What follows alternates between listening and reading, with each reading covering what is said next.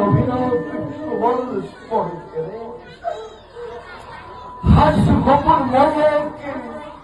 পুরাণ সংসার খুশিছ যদি তুমি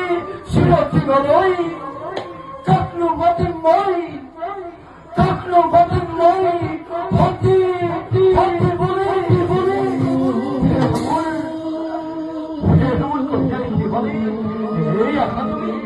এই আশা তুমি কহা পরিহার